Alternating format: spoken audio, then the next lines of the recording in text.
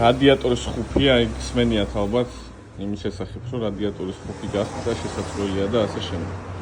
ეს არის ახლა ერთ-ერთი მაგალითი, ეს არის Nissan Juke-ის რადიატორის ხუფი. ეს არის ორიგინალი ვერსია, რომელსაც აქვს, აი რომ დააკვირდეთ. რამოდენიმე სახის ჭრილი აქვს.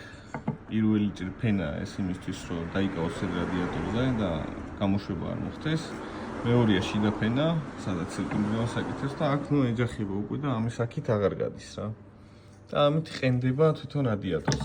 ესე გამოიყურება გარეთ მხრიდან, ანუ როცა უყურებთ, ეს არის დასაქცევი, აქედან გამოსაშვები ეგრეთ წოდებული. და აყენებს სრულად რადიატორზე.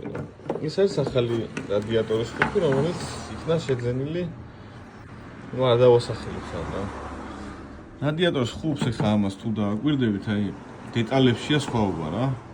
ეს ჩაღრმავებები აქვს 3, ამას აქვს 1 ჩაღრმავება. ამას სიმაღლე ნახეთ, როგორ აქვს. ბევრად მაღალია ეს რა.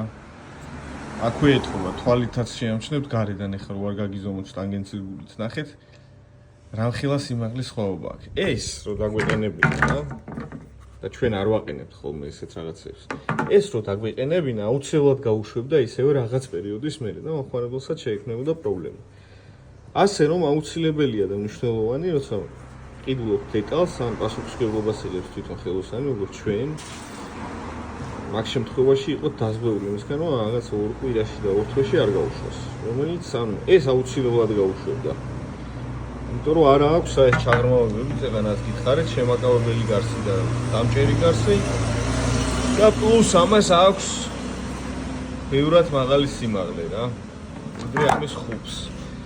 ამით იკეტება რადიატორს.